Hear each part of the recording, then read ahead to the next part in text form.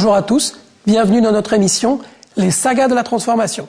Au menu aujourd'hui, un groupe connu de tous, une véritable réussite internationale, celle de Toyota. Et nous verrons tout à l'heure avec vous, Frédéric Miasga, directeur chez Capgemini Consulting, comment cette réussite s'est opérée finalement de façon relativement continue. Toyota, on l'ignore parfois, est né dans les métiers à tisser, mais a basculé dès les années 30 dans la production automobile pour devenir ces 10 dernières années une véritable référence internationale.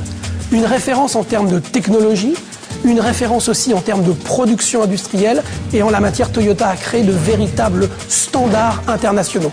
Une référence également en termes de qualité, une qualité suivie depuis la chaîne de montage par l'ouvrier jusqu'au sommet de l'entreprise par les dirigeants. Et puis le dernier défi majeur dans l'automobile, le défi du respect de l'environnement. Et là aussi, Toyota l'a relevé avec le lancement de sa fameuse voiture Prius à moteur hybride, une véritable réussite commerciale. Frédéric Miasga, bonjour. Bonjour. Alors on l'a dit dans la présentation du sujet, la transformation de Toyota est passée par une amélioration continue. N'empêche qu'on peut s'empêcher de poser la question, est-ce qu'il y a un fait générateur ? Oui, il y a un fait générateur, et le plus intéressant, c'est que quand vous venez rencontrer Toyota, travailler avec eux... Ce que vous avez fait, je crois. Ce que j'ai fait avec un industriel français qui cherchait à améliorer ses méthodes de développement et d'industrialisation, la première chose dont ils vous parlent, c'est de leur échec initial. Ce sont des gens qui ont cherché à mettre une voiture sur le marché américain en 1950. C'était un échec technique et un échec commercial. Ils ont fait venir des consultants américains, le célèbre Edward Deming en particulier. Ils ont appris un grand nombre de méthodes et depuis ils les mettent en œuvre. Et c'est la base de leur succès actuel. Donc le paradoxe, c'est qu'on pense à Toyota comme un parangon de la culture japonaise et leur méthode de travail au départ est tirée de la culture américaine. Absolument. Et c'est ça qui était patent.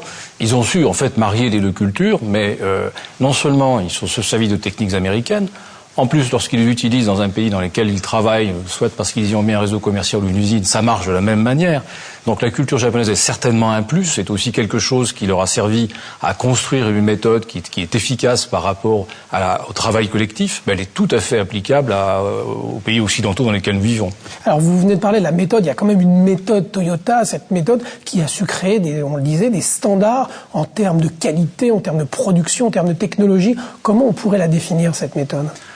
C'est à la fois une méthode qui met le respect du client comme priorité numéro 1, qui fédère les travailleurs dans une action collective et qui, d'autre part, a une tolérance zéro par rapport aux problèmes de qualité. L'un des principes de Toyota, c'est que le management connaît le terrain. Donc il ne s'agit pas de système qualité théorique qui ne concerne relativement peu le travail de tous les jours. C'est en fait des règles qui s'appliquent à tous les niveaux de la hiérarchie, à tous les maillons d'une chaîne qui va finir par mettre un produit sur le marché et qui nécessite une réactivité très, très grande de la part des intervenants. Pour résumer ce que vous nous dites de la méthode Toyota, c'est beaucoup de bon sens, mais surtout une exécution parfaite. Oui, c'est ça. Beaucoup de bon sens, beaucoup de management, beaucoup d'humains.